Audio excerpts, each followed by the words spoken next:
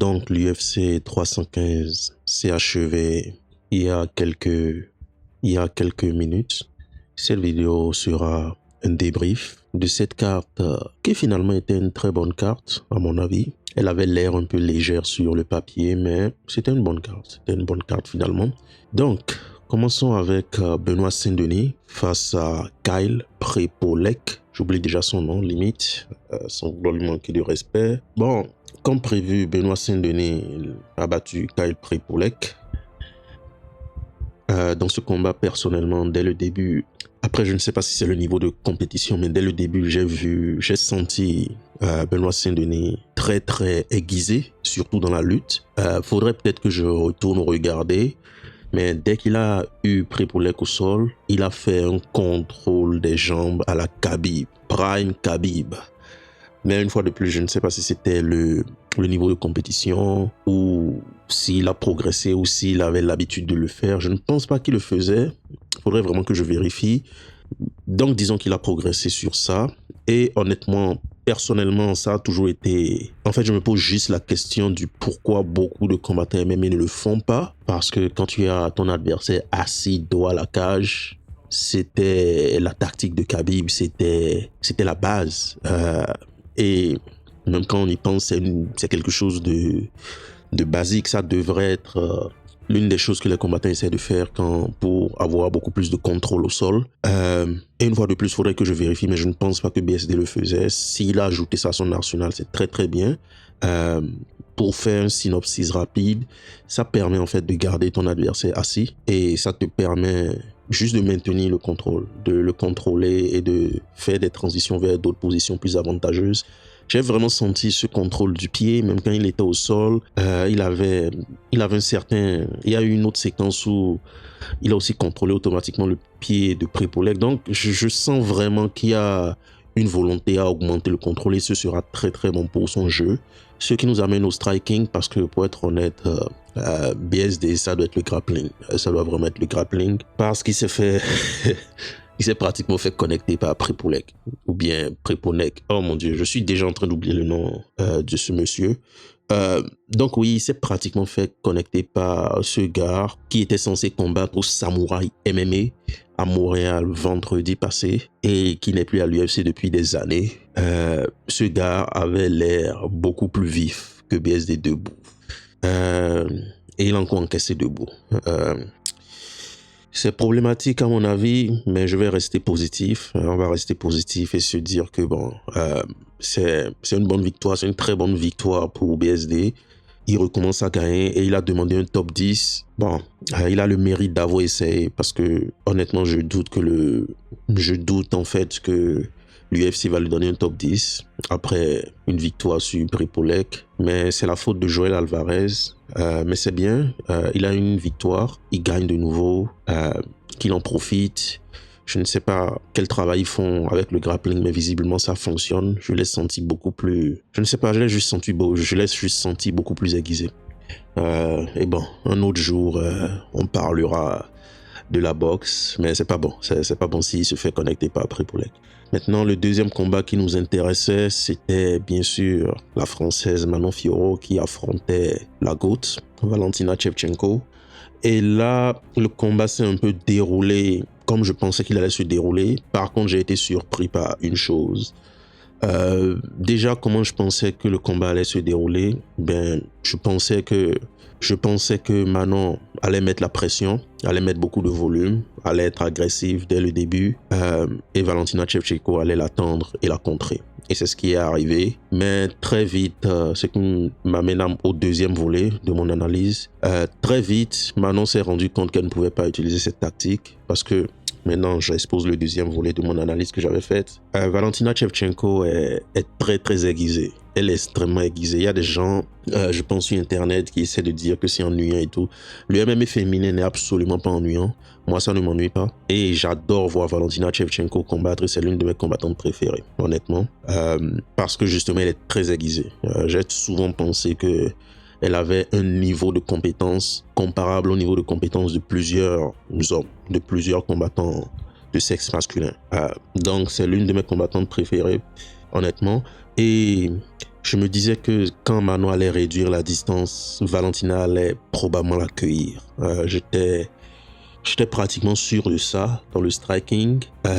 Mais ce que j'attendais de Manon aussi, et c'est ce qu'elle a fait ici, c'est la pression. C'est ne pas se décourager, utiliser son cardio, mettre la pression, ne pas se décourager, même si elle est beaucoup plus aiguisée que toi. Continue à y aller. Peut-être que tu vas la choper, peut-être que tu vas la briser à un niveau. Continue juste à y aller. Et Manon l'a fait parfaitement. Et c'est pour ça que je pense qu'elle n'a pas du tout démérité. C'était juste une histoire de match-up, c'était juste une histoire de compétences dans le striking. Elle n'a pas démérité, elle a mis sa pression, elle a castagné, elle est allée au charbon. J'ai beaucoup de respect pour elle, c'est pour ça que j'ai tweeté que c'est une guerrière, et c'est vraiment une guerrière. Elle n'a pas gagné, mais elle bat la plupart des filles dans cette division. Même sur cette carte, il avait Natalia Silva face à Alexa Grasso.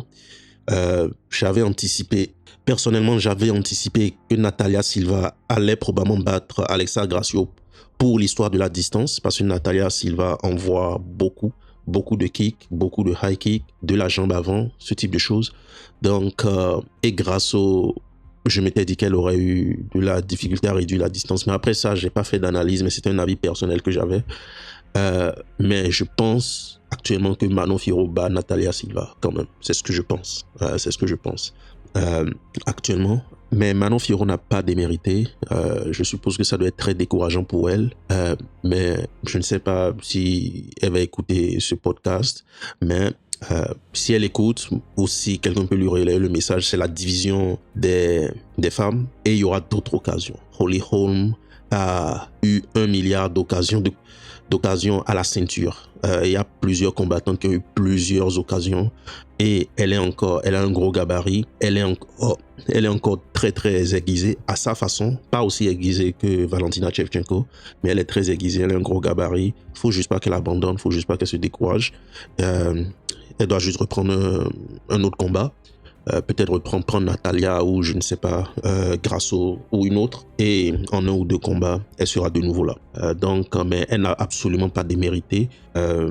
C'est pour ça que j'ai tweeté pour empêcher que les gens lui tombent un peu dessus. Il y a des gens qui voulaient dire lui tomber dessus. Elle n'a pas démérité, c'est juste que Valentina Shevchenko était meilleure. Valentina est juste meilleure dans le striking. Et là où j'ai été agréablement surpris, c'est que Manon Fiorot, elle a décidé d'aller au grappling. Et elle a fait de son mieux. Elle a fait de son mieux, et Valentina avait de la difficulté à gérer le gabarit de Manon Fiorot. Elle avait de la difficulté à gérer le gabarit de Manon Fiorot. Et c'est Valentina qui a décidé d'abandonner le grappling et de commencer par striker. Ce qui veut dire que dans le grappling, pour une quelconque raison, Valentina a trouvé ça problématique. Donc moi, je me dis, Manon battra probablement la plupart des filles dans cette division. Parce qu'on connaissait déjà son volume, son cardio, son agressivité, son gabarit. Et l'inconnu, c'était la lutte. Même si ce n'est pas de l'Islam Makhachev ou quelque chose, Valentina Shevchenko, qui est probablement la meilleure lutteuse de cette division, a eu de la difficulté à gérer le gabarit de Manon Fiorot. Et si Valentina a eu de la difficulté, je suis pratiquement sûr que toutes les autres filles de la division auront de la difficulté.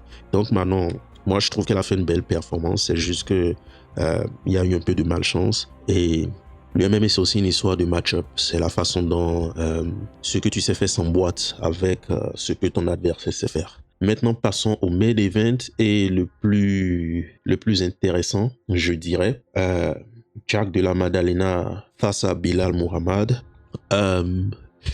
J'aimerais commencer en disant que je pense que là on peut l'établir. Je pense que là ça ne peut plus être un secret, parce que j'y réfléchissais aussi personnellement. Mais je pense que les temps du kickboxing sont derrière nous. Je pense que le temps du kickboxing est derrière nous. Je pense que c'est l'heure de la boxe. C'est l'heure des boxeurs, de ceux qui ont un talent en anglaise et qui savent faire des scrambles. Et pour parler de Jack de la Maddalena, je vais faire un rapport avec Volkanovski. Pour ceux qui ne le savent pas, ils viennent de la même salle et ils s'entraînent avec Craig Jones. Je ne sais absolument pas ce que ce gars bizarre de Craig Jones le fait faire dans ses camps d'entraînement, mais il devrait continuer. Il devrait vraiment continuer, parce que j'ai l'impression que la boxe et une bonne défense de takedown, ou ne pas faciliter les takedowns, je pense que c'est actuellement la kryptonite des lutteurs, littéralement. Je pense que même Islam aura de sérieux problèmes. Mais Islam, c'est différent. Après, on va parler du game plan de Bilal qui était bizarre. Mais Islam, c'est différent. On parlera de Islam un autre jour, de Islam et Jack, on parlera d'un autre jour. Je vais me concentrer sur ce combat pour le moment. Donc, je disais que je pense que c'est la kryptonite. Une boxe, une bonne défense de takedown, tu sais faire de bons scrambles. Et Jack a ajouté des trucs très intéressants dans son système. Et moi, pourquoi je pensais que Jack allait gagner ça a fait bientôt 1 an. Je vais vous raconter une histoire. J'avais un peu d'insomnie. Et pour une quelconque raison, j'ai décidé de regarder les combats de Jack de la Maddalena. Et c'était frappant pour moi qu'il a la meilleure boxe de cette division, tout simplement. Je les avais regardés l'un après l'autre. Et c'était aussi frappant pour moi le scramble. Parce qu'il s'était battu face à Burns. Et il a bloqué tout ce que Gilbert Burns a essayé de mettre. Il a tout bloqué. Il a littéralement tout bloqué. Il n'a rien donné à Burns et il est très inventif. Il avance de façon très patiente.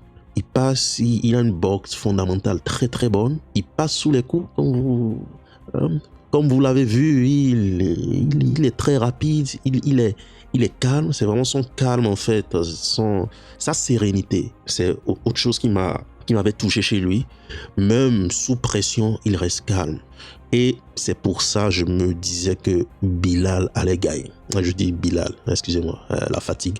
C'est pour ça que je me disais que Jack de la Maddalena allait gagner. À cause de sa réaction. Pas forcément juste de la boxe, mais la réaction sous pression. Maintenant, voici mon processus de pensée. Commençons avec un camp. Quand Bilal a combattu Edwards était un combattant qui a de la difficulté en fait à combattre vraiment à courte distance. Et il opère en fait à longue distance, mais quand il opère à longue distance, il ne met pas assez de volume, donc ça invite la pression. Et aussi la mentalité d'Edwards qu'il ne veut pas être sous pression. Il ne veut absolument pas être sous pression. Honnêtement, lors du combat ce que je pensais avant le combat entre Edwards et Bilal était que Edwards aurait peut-être réussi à bloquer la pression de Bilal, mais je savais que si Bilal arrivait à lui mettre la pression, c'était fini. Et c'est plutôt ce deuxième scénario qui s'est matérialisé. Maintenant, pourquoi je pensais qu'avec Jack, ce serait totalement différent? Jack est serein. Et je pense que c'est sa plus grosse force. Il est serein sous ce type de pression. Donc, je savais que Bilal pouvait avancer comme il voulait. Jack n'allait pas bouger, il allait faire ce qu'il a à faire. Deuxième chose, je savais que pour un boxeur comme Jack, c'est du pain béni. Un gars qui veut avancer, qui veut juste avancer, faire une fin de jab et aller pour ses reins. Et c'est pour ça que ce type de profil sera un gros problème pour tous ces lutteurs. Mais un gars comme Bilal, c'est du pain béni. Si Bilal mettait la pression, bien quand Bilal mettait la pression, on a vu que tout ce qu'il obtenait, c'est qu'il s'écrasait sur les poings de Jack de la Maddalena. C'est la seule chose qu'il obtenait. Et moi, c'est ce que j'anticipais. Il allait s'écraser sur les poings de Jack de la Maddalena. Et pour les takedowns qu'il allait essayer d'avoir, Jack n'allait pas lui faciliter la tâche. Et autre chose qu'on sait de Bilal, il peut obtenir les takedowns, mais c'est que du contrôle. Et c'est pas une histoire où t'as pas à attendre de Bilal qu'il te mette une soumission, t'as pas à attendre de Bilal un grand impendre du turfu comme Arman, mais c'est juste du contrôle.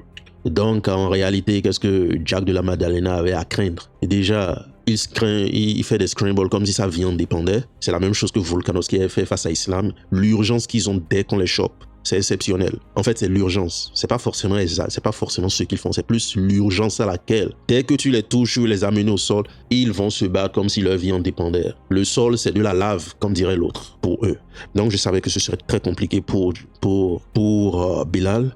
Et je savais aussi que même si Bilal réussissait à obtenir un takedown, qu'est-ce que Jack avait à craindre? À part du contrôle un peu stérile, ce type de choses. C'est pour ça que pendant longtemps, j'ai aussi participé un peu à la blague, mais pendant longtemps, des gens n'aimaient pas Bilal. Parce qu'en réalité, il n'y a pas de raison de ne pas aimer Bilal. Le gars, il est tranquille, il combat à sa façon, il gagne ses combats, mais il gagne beaucoup trop de décisions. C'était ça, et c'est justement à cause de ça. Et un de ces jours, on parlera de ce sujet en particulier. On parlera plus en détail de ce sujet. Donc, c'est ce que moi je me disais. C'est pour ça que je me disais que Jack de la Maddalena allait gagner. C'est pour ça que je me disais que Jack allait probablement gagner. Maintenant, la suite. Oh non, parce que c'est pas fini. Donc Jack a gagné et Islam est parti directement sur Twitter. Il n'a même pas attendu que son pote Bilal atteigne l'hôtel. Il est parti directement sur Twitter et il dit « Oh, garde ta tête haute, Bilal, bully boy, tout ça, tu es mon pote et tout. Techniquement, garde la tête haute, ne te décourage pas. » Le tweet qui suit dit « Oh, Inch'Allah, je monte. » Ah frère, tu es dur en affaires. Tu es dur en affaires. Quand j'ai lu ça, je me suis dit, ah, c'est quand même cruel. Mais de l'autre côté, je trouve ça un peu drôle parce que je me dis, ah, c'est dur, c'est dur. Islam ne devait vraiment pas aimer Bilal. Parce qu'il y avait des rumeurs comme quoi Islam ne sentait pas Bilal. C'est Bilal qui disait tout le temps les trucs de, oh, c'est mon frère, c'est ceci. Mais écoute, Bilal, t'as pas besoin de plus de preuves que ça. Le gars n'attend même pas que tu enlèves ton short ou bien que tu prennes ta douche de fin de combat. Il est déjà en train de convoiter ta ceinture. Blague à part, c'est très bizarre. C'est très bizarre. Je dirais limite que c'est méchant.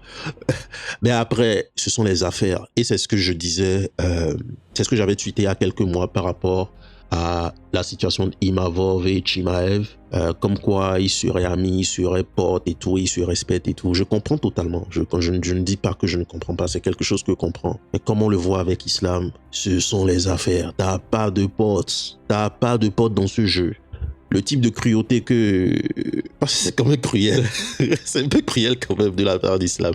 Mais le type de cruauté que Islam vient de nous montrer, c'est que c'est un gars dur en affaires. Et moi, honnêtement, c'est un peu le type de cruauté que j'attendais de Monsieur Imavov. Oui, on est potes, tout ça, mais mon gars, c'est un autre sujet dont on parlera un de ces jours. Mais on est potes, tout ça, mais mon gars, écoute, on est tous ici pour une ceinture et on veut tous aller, on veut tous avoir. C'est une chasse à l'or. C'est une chasse aux poules aux œufs d'or. Donc, hey, mon frère, je t'aime bien, mais je dois prendre mon pain. C'est ce que Islam a dit. Hey, moi, j'ai un héritage, j'ai un truc là. Ouais, je te kiffe et tout, Bilal. Ok. Ouais, tu t'es bien battu, c'est cool, tu es mon pote. Le tweet qui suit, on dit, hey, Dana, donne-moi sa ceinture. C'est techniquement ça que Bilal disait. Et c'est un peu la réaction que j'attendais de Monsieur Imavov. Parce qu'il n'y a pas d'amis dans ce game. Il n'y a pas d'amis, parce que les gens vont te doubler, ça va tellement vite. Tu peux pas te permettre le luxe. Quand tu as ta fenêtre de tir, et tu dois totalement t'engouffrer, en fait. Tu dois entièrement t'engouffrer. Il n'y a pas de potes. Non, il n'y a rien de tout ça. Il n'y a rien de tout ça. Et c'est ça qu'Islam a montré. Mais c'est une bonne carte, c'était un peu ma réaction à chaud, pêle-mêle dans le désordre. Si vous avez aimé cette réaction, commentez, donnez-moi vos avis dans les commentaires. Aimez, partagez avec vos amis qui aiment le MMA pour aider la chaîne à grandir. Regardez d'autres vidéos sur la chaîne et on se dit à la prochaine.